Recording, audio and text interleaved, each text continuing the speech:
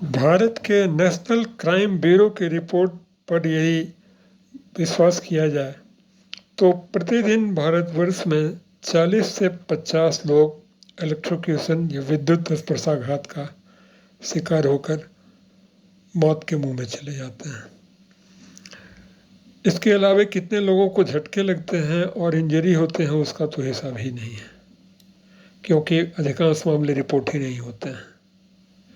ऐसा नहीं कि सेफ्टी के संबंध में कोई रेगुलेशन नहीं है।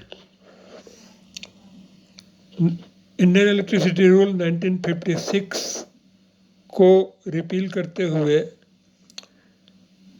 सेंट्रल इलेक्ट्रिसिटी रेगुलेशन 2023 लोकसभा से पारित किया गया कानून है, जो इलेक्ट्रिकल सिस्टम में सेफ्टी की पैरवी करता है और सेफ्टी के लिए दिशा निर्देश प्रदान करता है।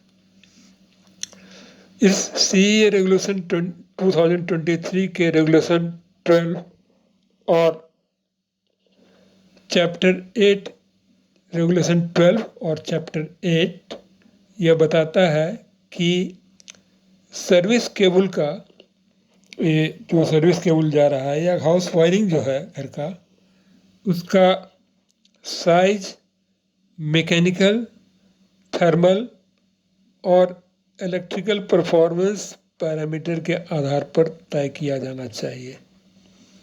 यानी कि डिफरेंट टेबल्स में जो आपको करंट कैरिंग कैपेसिटी देखते हैं वे माना जाता है कि वो 30 डिग्री सेंटीग्रेड पर है, और यदि 30 डिग्री से कम टेम्परेचर है वहाँ का एवरेज टेम्परेचर रहता है उस जगह का, तो केबल को ऑपरेटेड किया जा सकता है, या 30 डिग्री से ज़्यादा रहता है तो केबल को करंट कैरिंग कैपेसिटी डीरेटेड किया जाना चाहिए। झारखंड बिजली वितरण निगम ने एक नई गाइडलाइन जारी की है, जिससे हादसों को रोकने में, इलेक्ट्रिकल एक्सीडेंट्स को प्रिवेंट करने में और काफ़ी मदद मिलेगी। रांची एरिया बोर्ड के जनरल मैनेजर श्री मनमोहन कुमार ने एक दिशा निर्देश जारी किया है, और जिसके अनुसार इलेक्ट्रिकल एक्सीडेंट्स को प्रिवेंट करने के लिए और कंज्यूमर्स के सेफ्टी के लिए झारखंड बिजली वितरण निगम के नए और पुराने एलटी बिजली कनेक्शन के लिए सुरक्षा मानकों को, सेफ्टी मेजर्स को स्ट्रिक्टली इम्प्लीमेंट किया जाएगा। ये एलटी के लिए उन्होंने बनाया है, क्योंकि एसटी को इलेक्ट्रिकल इंस्पेक्टरेट को देखना है।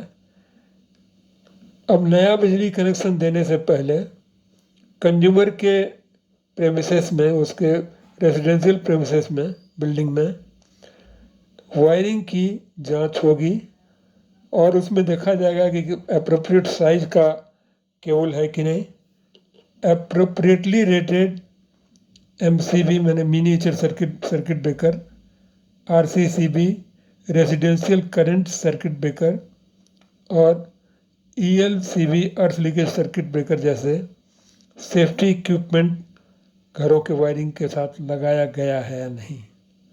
साथ ही इसमें केवल आईएसआई सर्टिफाइड जो केबल होंगे उसी का उपयोग करना अनिवार्य होगा। उसकी क्षमता, केबल की करंट कैरिंग क्षमता, ये सैंक्शन पावर लोड के अनुरूप होना होगा। अधीक्षण महाप्रबंधक श्री मनमोहन कुमार ने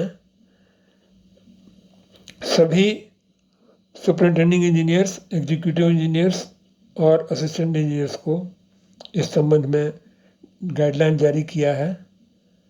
अब जेवीवीएनएल ने, झारखंड बिजली वितरण निगम जो स्टेट डिस्ट्रीब्यूशन यूटिलिटी है, अधिकारियों को केवल नए कनेक्शन तक सीमित नहीं रहने बल्कि जन सुरक्षा के हित में पुराने बिजली कनेक्शनों का भी नियमित रेगुलर इंस्पेक्शन करने का इंस्ट्रक्शन दिया है।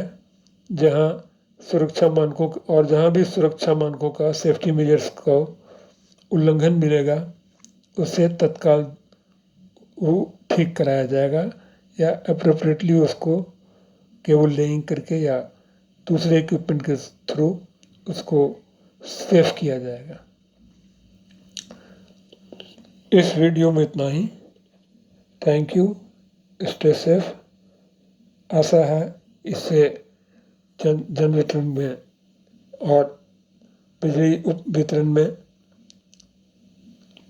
सुरक्षा मानकों का अधिक पालन होगा और इलेक्ट्रिकल एक्सीडेंट में कमी आएगी। वीडियो को लाइक, कमेंट, शेयर और सब्सक्राइब करें। Thank you very much.